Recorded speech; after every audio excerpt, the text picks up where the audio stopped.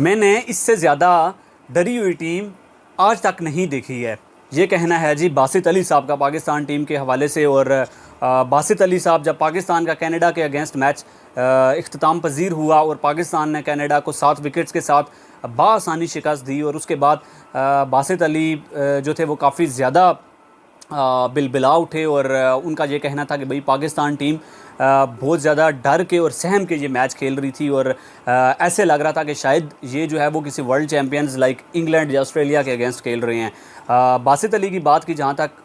अगर देखा जाए तो उनकी बात भी बिल्कुल बजा है, क्योंकि पाकिस्तान टीम जिस तरह से पिछले 2 मैचेस हारी, वो यहाँ पे अफोर्ड नहीं कर सकती थी कि वो इस मैच को, क्योंकि आपने 13.5 ओवर्स के अंदर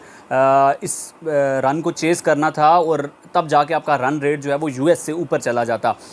लेकिन पाकिस्तान को ये मेक श्योर करना था कि भाई हमने एटलीस्ट इस मैच को जो है वो फिनिश करना है, क्योंकि देखें अगर आपके 6 ओवर्स के अंदर जो है वो 28 रन है महज, और आने वाले आपने जो 9 ओवर्स हैं या 8 ओवर्स हैं उसके अंदर 80 रन्स स्कोर कर रहे हैं, 79 रन्स, तो वो मेरे ख्याल से 10 रन्स पर ओवर आप यहाँ पे बेशक वो गली का बॉलर भी हो, वो यहाँ पे इस पिच के ऊपर आपके लिए बहुत ज़्यादा मुश्किल था। बाबर आजम से जब पूछा गया तो उन्होंने भी ये बोला कि भाई हमारी कोशिश तो थी कि हम इसको चेस करें, लेकिन जिस तरह से पिच बिहेव कर रही थी और जिस तरह से बॉल कभी जो है वो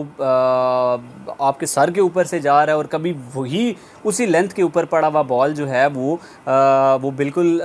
रिंगता हुआ जा रहा है, और कीपर जो है वो झुक के कैच ले रहा है। मतलब इससे आप अंदाज़ा लगा सकते हैं कि कितना ज़्यादा पिच का बिहेवियर जो था वो अनप्रेडिक्टेबल था। लाइक नसीम शाह जब बॉल कराने के लिए आए और उनके सामने एरन जॉनसन खेल रहे थे, 44 बॉल्स के ऊपर 52 रन उन्होंने स्कोर किए। शॉर्ट बॉल के ऊपर वो एक्सपेक्ट कर रहे थे कि बॉल जो है वो काफ़ी ज़्यादा हाइट के ऊपर आएगा, लेकिन बॉल लो रहा और उनकी जो है वो स्टंप्स के ऊपर जाके लगा। फिर बाबर आजम का जो कैच लिया गया उस बॉल को आप अगर देखें तो वो जो है वो बाबर एक्सपेक्ट कर रहे थे कि बॉल जो है वो अच्छा खासा अंदर आएगा, लेकिन वो थोड़ा सा बाहर रहा और कीपर ने झुक के कैच लिया। ठीक है, इससे आप अंदाज़ा लगाएं। और फिर साइम अयूब ने जिस तरह से शॉट खेला और उसके बाद कीपर को जो है वो काफ़ी ज़्यादा नीचे बेंड होना पड़ा और फिर जाके उन्होंने कैच लिया। इससे आप अंदाज़ा लगा सकते हैं कि पिच का बिहेवियर कितना ज़्यादा बदला हुआ था। और फ़खर जमान जो कि बड़े ज़बरदस्त किस्म के हिटर हैं, पावरफुल हिटर हैं, वो भी इसी तरह से कैच थमा के वापस चलते बने थे। और एरन जॉनसन ही वो एक वाहिद बल्लेबाज था जिसकी कलाइयों के अंदर ताकत है, जिसकी छाती के अंदर ताकत है, और वो जो उसने छक्के लगाए मेरे ख्याल से 4 छक्के और 4 चौके, वो ज़बरदस्त थे। और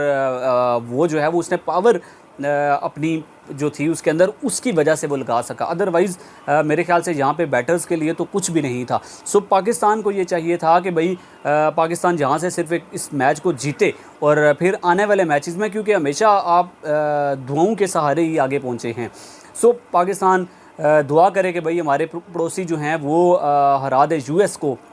और फिर आयरलैंड को हम हरा दें, और फिर आयरलैंड जो है वो भी जाके यूएस को हरा दे।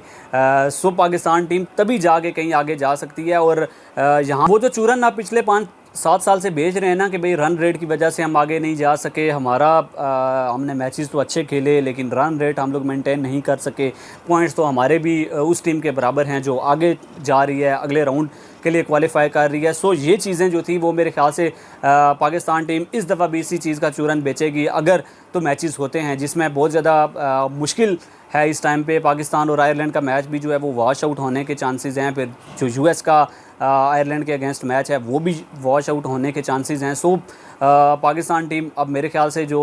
यहाँ पे इनका मोमेंटम बना है वो इसी तरह से आगे मैच जीतें तो वो पाकिस्तान के लिए बेहतर होगा।